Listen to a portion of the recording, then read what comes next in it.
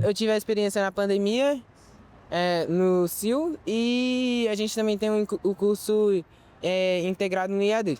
Foi bem mais difícil do que o presencial que é hoje. Eu já tive a experiência também, tanto na escola, lá no ensino fundamental e no CIL. Eu não aprendi nada, porque como você está no conforto de casa, você acaba se distraindo muito com as coisas. É muito difícil de a gente se concentrar. E logo nós, quando era criança, aí era pior ainda, que podia mexer no celular e tudo mais. O ensino à distância ele é muito bom. No entanto, algumas modalidades, por exemplo, como curso de medicina, engenharia, piloto de avião, não dá para ser à distância, né? O pedestre tem responsabilidade, ciclista... Uma cadeira na academia me foi negado pela história e pelo meu país. Hoje nós podemos, com o nosso megafone, que é o diploma na mão, nós não podemos recuar nesse debate. Declaro aberta a 7ª reunião da Comissão do Senado.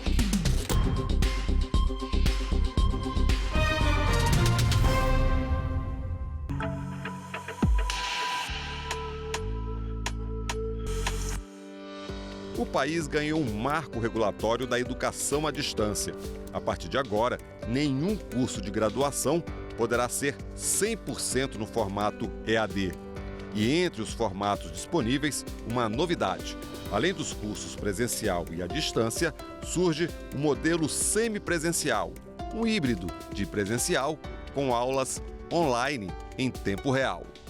Que mudanças nós tivemos com esse decreto em relação a essas graduações? Não havia nenhuma regra escrita sobre quais cursos poderiam ser feitos à distância e quais não poderiam. Então, eu vou pegar o exemplo da medicina.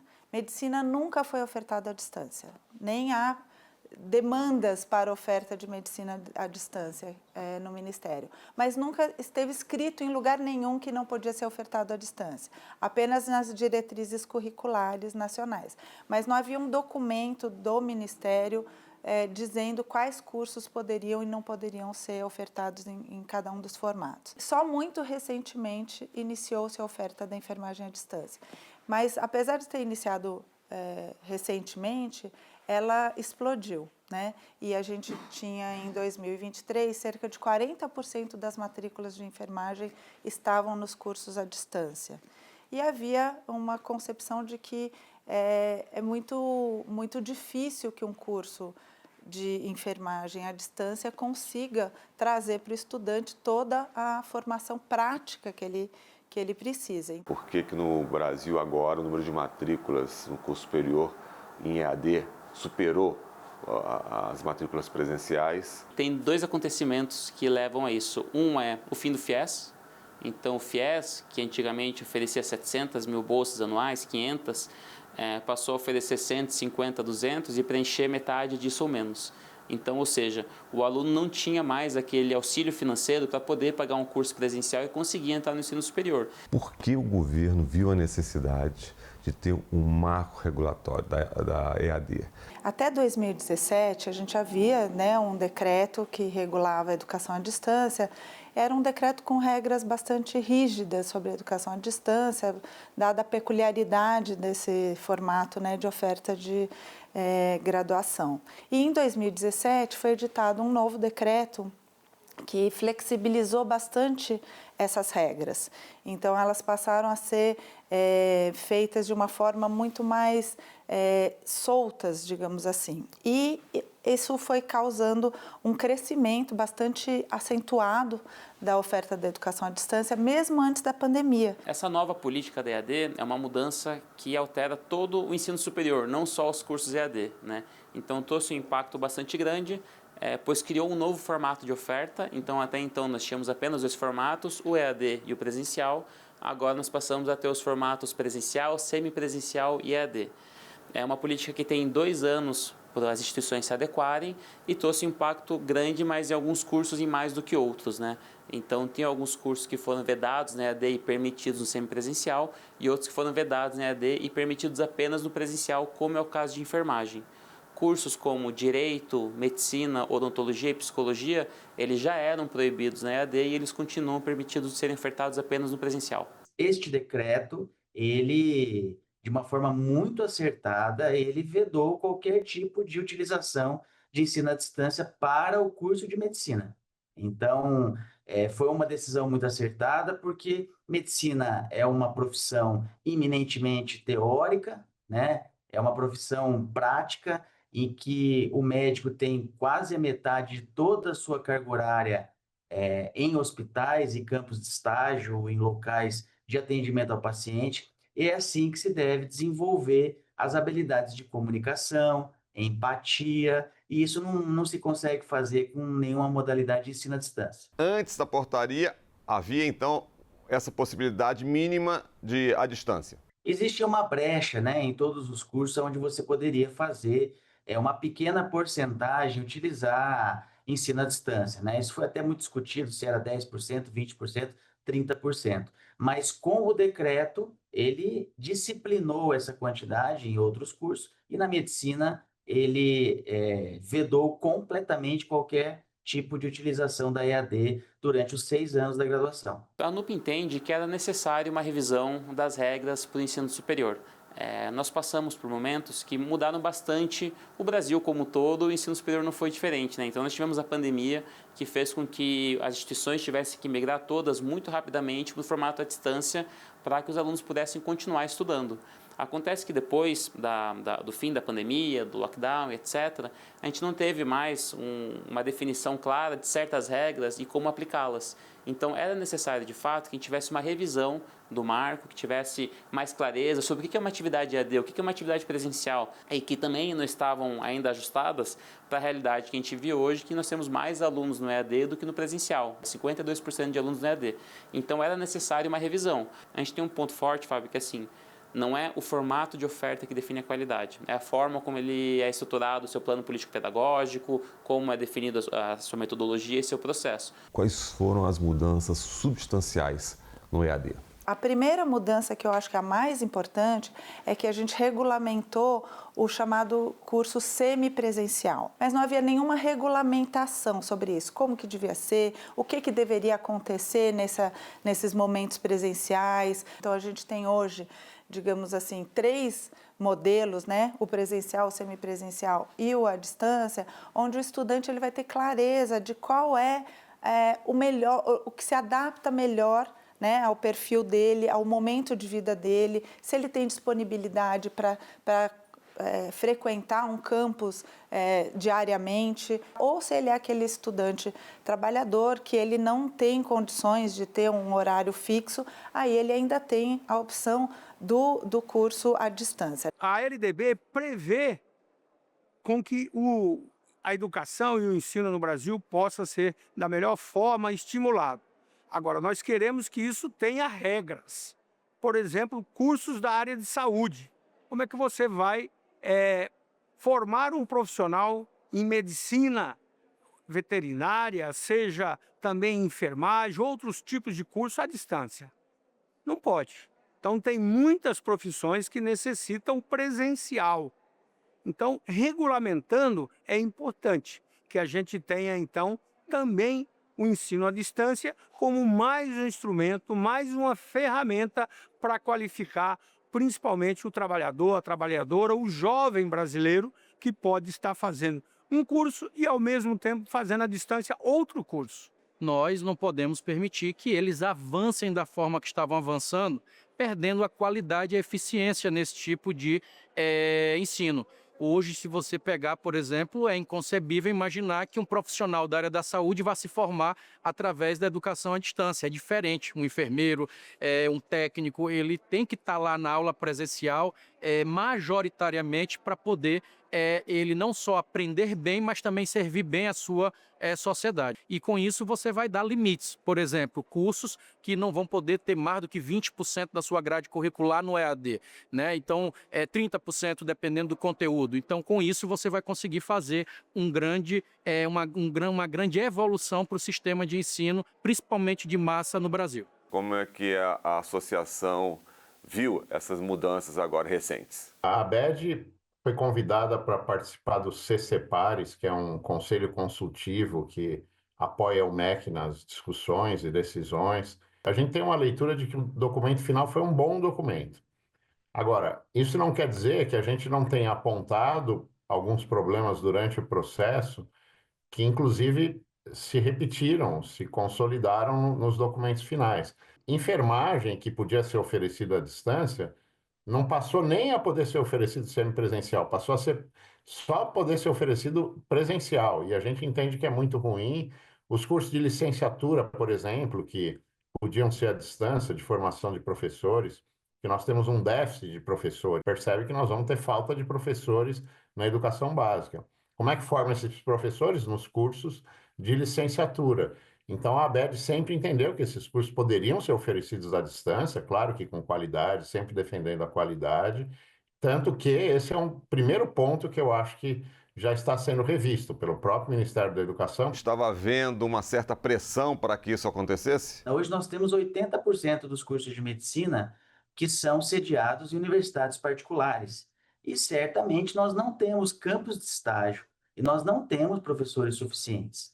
Então, se pressionava muito para que o ensino à distância fosse mais uma ferramenta facilitadora destes cursos, no sentido de não temos professores, então vamos utilizar aulas gravadas ou professores de forma síncrona ou assíncrona, que eles podem dar aula para mais grupos e mais turmas, para suprir esta clara falta de professores de medicina que a gente tem no mercado por essa abertura desenfreada de cursos de medicina que a gente teve. Qual é o alerta que eu gostaria de fazer para a educação à distância?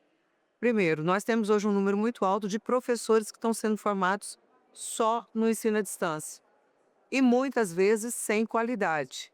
Então é preciso ter um processo de monitoramento e acompanhamento, fiscalização em relação à qualidade do ensino à distância. Pela extensão territorial do Brasil, o alcance que o ensino à distância pode chegar e pode alcançar, eu acho isso extremamente positivo. Esse é um ponto que eu queria destacar. O segundo ponto que eu acho importante, muita gente tem a sua rotina de trabalho, muitas vezes não pode frequentar uma sala de aula e o ensino à distância trouxe essa facilidade. O que é que eu reconheço também no ensino à distância? É a falta de convívio, a falta de relacionamento com os colegas da sala de aula, com os professores, com o ambiente escolar. Esse é um ambiente muito importante. Esse ambiente ajuda também na formação do profissional. Fiz uma pós-graduação em docência e ensino superior, justamente à distância, porque era ali naquele momento o que mais era viável para mim. Como eu já estava numa rotina de trabalho, com 2 locais de trabalho diferentes, o meu tempo era em casa já, de noite, e a hora que eu dava conta de estudar. Então acaba que isso viabiliza muito a nossa rotina. Eu comecei inicialmente fazendo artes cênicas na Faculdade do Cine de Moraes, só que eu morava muito longe da faculdade, então eu não conseguia chegar. E aí, por conta disso, eu tive que mudar, né? Mudei para a Faculdade Católica, fiz 1 ano de Relações Internacionais, não me identifiquei e tentei encontrar outro curso ao qual eu me identificava, e aí foi quando eu me encontrei na fisioterapia. Foi uma opção por conta do valor, né? A EAD geralmente é um pouco mais barato, na verdade é bastante barato, então, mas eu tentei pensar um pouco mais no meu aproveitamento dos estudos, então fui direto para o presencial. Eu gosto mais desse contato, sabe, com os professores, de estar ali, de precisar ir até a faculdade para aprender. Eu acredito que o meu ensino ele é mais aproveitado quando eu estou participativo, quando eu estou participando. Tem pessoas, né, que conseguem aprender melhor por slide, escutando, ouvindo, e tem pessoas que precisam parar, voltar um vídeo, escrever, anotar. Então, são perfis de pessoas de estudos diferentes. E no presencial, a pessoa ela precisa ter ali uma atenção no professor, ela precisa focar naquilo, mas só que às vezes o jeito que ela vai aprender não vai ser dessa forma. Tem alunos que vão se identificar melhor com o EAD por ter essa parte, né, de ter um vídeo ali que ele pode voltar, pode acelerar, pode diminuir e pode ir anotando. Diferente do presencial, que às vezes eles pegam muito slides, muito professor, explicação de professor. Quando eu iniciei a minha faculdade, eu iniciei no começo da pandemia. Então, no início, o que eu pensei? Que eu queria algo, sim, que fosse presencial. Só que como não ia ter aulas presenciais, porque eu entrei em contato com a faculdade, eu não ia ter aula. Então eu pensei, por que eu vou pagar um presencial, sendo que eu não vou para aula? E aí no início, tanto que os 3 primeiros semestres que eu tive, foi EAD, foi tudo por vídeo e tudo mais. E aí eu comecei com EAD e pensei, futuramente eu mudo para o presencial. Isso não ia fazer diferença.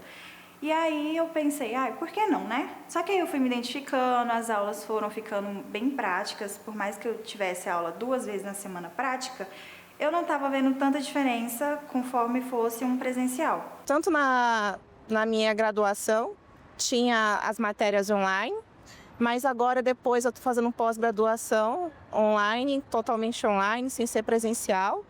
E também estudo para concurso, que é a plataforma online também. Arquitetura, engenharia, matérias assim que você coloca em risco a posição de vida, como médico, medicina, são matérias que eu acho que não seria interessante à distância. Mas matérias mais assim, teóricas, não tão como administrativas, assim, é válido. Eu prefiro as aulas presenciais, não só pela questão das perguntas que a gente consegue tirar, as dúvidas que a gente consegue tirar na hora, as perguntas, e também porque a gente tem mais a didática também de cada professor. As aulas EAD eu não consigo me concentrar totalmente, né, porque tem as outras distrações em casa e tudo mais. Então as atividades também se tornam meio que inválidas, não consigo aprender direito. A acessibilidade de ir e vir é muito difícil, né? Então, para o cadeirante, o ideal é uma semipresencial ou uma EAD. Eu aconselho para quem é PCD que faça uma dessa. Eu sou a favor, sim, do EAD, mas não que seja de forma universalizada. Eu creio que nada substitui a presença, nada substitui o olho no olho, nada substitui o convívio social que a escola, a universidade promove. Então, sim, sou a favor em casos específicos. E, na minha visão, ao longo prazo, e nós veremos isso no futuro, com certeza, um profissional que se qualifica através de sala de aula, com professores, com colegas, tirando dúvida, com seminários, com workshop, com discussões, com certeza, na minha opinião, ele estará muito mais preparado para os desafios que uma pessoa que fez esse estudo de forma solitária e autônoma. O perfil do aluno EAD é aquele perfil de aluno que precisa trabalhar CLT, né, durante ali de 7 às 6, às 7 da noite, e ele só tem aquele período para estudar à noite. Então, o padrão desse aluno é um aluno que muitas vezes tem família, é um aluno que tem um trabalho, ele não pode deixar esse trabalho, ele precisa desse trabalho, mas ele quer mudar de vida, ele quer uma graduação para conseguir algo melhor, para conquistar e almejar mais coisas na vida. Por que, no seu ponto de vista, há um equívoco em relação à questão da enfermagem? O que significa o semipresencial? Eu reconheço que há necessidade de atividades práticas em ambientes profissionais, nos polos de apoio presencial, mas eu também reconheço que algumas disciplinas mais teóricas podem ser oferecidas à distância. Então, há mais ou menos um equilíbrio entre a atividade presencial e a distância, né? Só que a enfermagem foi a única que voltou 2 casinhas, quer dizer, criou-se uma casinha no meio, que é o semipresencial.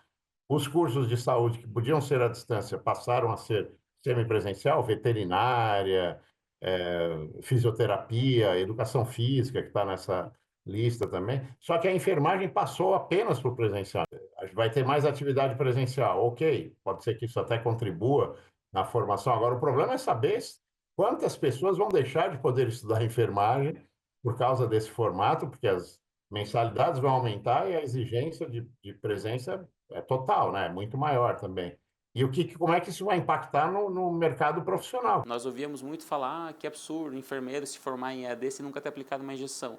É um absurdo, tanto que isso não acontece, né? Sempre tem uma presencialidade e uma atividade prática. Então, tem que entender os formatos de oferta para você saber onde você está se comprometendo a estudar os próximos 4, 5 anos. Então, entender os formatos de oferta, verificar a instituição que você está estudando, ir atrás dos indicadores, das notas dela no MEC. Hoje em dia você tem que disponibilizar também as notas deles para eles verem o curso, a seriedade que ele tem, a tradição que ele tem. É muito igual o que eles têm do presencial. Fui aluna do presencial, passei pela parte remota ali da pandemia também, quando fui terminar a fase final da faculdade. E aí eu tenho essa experiência com eles do EAD e do presencial, e os alunos têm o mesmo material, o mesmo conteúdo. O do EAD precisa correr um pouquinho mais, porque precisa de muita dedicação, muita disciplina. Os meninos do presencial têm um pouco mais de facilidade, porque é o contato direto com o professor, mas na hora que chega aqui no estágio, a gente quase não nota a diferença. O fato de ter a prática, muitas vezes, não diferencia o aluno presencial do aluno EAD, porque aqui eles têm que aprender na prática. Eu acho que flexibiliza para aquele aluno que tenha buscado, né, um curso de graduação, ter mais acesso a essa educação que ele talvez não teria com a presencial, que é ir todos os dias para a faculdade. Acaba se tornando cansativo para quem trabalha o dia todo, né? Todos os países do mundo usam essa prática do ensino à distância. Primeiro, porque facilita para aqueles que moram em regiões mais remotas. Segundo, facilita para aqueles que têm um emprego, que estão envolvidos ou que têm muita dificuldade de frequentar em tempo regular uma universidade presencial. Portanto, o ensino à distância, o EAD, ele, se for qualificado, se tiver os instrumentos tecnológicos necessários para que o aluno, para que esse futuro profissional se qualifique, ele, na verdade, terá toda a condição de se capacitar e conseguir o seu diploma na área específica que seja, com muita competência, com muita informação e com muita qualidade. Agora, tem que haver acompanhamento, fiscalização, controle do MEC, para que não se implante cursos que não levam o conhecimento devido àqueles que, na verdade, precisam de uma formação clássica, acadêmica. Na verdade, eu tive duas experiências com ensino à distância. Na pandemia, em que eu fiz grande parte do meu ensino fundamental com ensino à distância e eu gostava muito. O único problema era realmente a distância que eu tinha dos meus colegas. Já tive, né, na pandemia, foi uma experiência bem diversa, assim, né? Mas em questão de ensino foi meio complicado, assim, mas deu para entender no final, de certa forma. Mas eu prefiro presencial, sim. Há quem diga que essa nova construção, porque o Brasil é muito grande, pode prejudicar ter pessoas, alunos interessados em fazer cursos à distância, que agora vão ter uma carga presencial muito maior. Vai provocar um impacto, mas é um impacto que a gente considera que não é tão grande. Por quê? Porque os cursos semipresenciais, eles ainda podem ser ofertados de forma descentralizadas. Eles podem ser ofertados nos polos de educação à distância. Foram apenas 5 cursos que foram proibidos, vetados de ter no formato EAD ou semipresencial, que é medicina, enfermagem, odontologia, psicologia e direito. Os outros, todos eles podem ser ofertados ou no formato EAD e semipresencial ou só no semipresencial e presencial, né? Eu sou uma pessoa CLT, né? Então, CLT trabalha de segunda a sábado, de domingo a domingo. Então, quem é CLT, assim, dessa forma, não tem como conseguir uma faculdade integral mesmo, para estar ali todo dia, porque é muito cansativo. A gente trabalha, estuda, é marido, é casa, às vezes tem filho também, então acaba sendo um pouco corrido. E a questão do ensino à distância, no caso o EAD, no meu caso da enfermagem aqui na Anhanguera, o semipresencial, me deu essa possibilidade de estar me formando agora, no próximo semestre, porque a questão das aulas teóricas era mais em casa. Então, tem as aulas gravadas, tem acesso aos livros para a gente ter acesso também para poder conseguir estudar. E aqui no polo a gente vinha para as aulas práticas mesmo. O semipresencial, nem se compara o valor do semipresencial para uma faculdade integral. O valor de uma faculdade integral é 1.400 e pouco de enfermagem hoje. E eu no semipresencial, com bolsa de estudo, porque eu consegui com bolsa de estudo também, eu pago numa faixa de 350.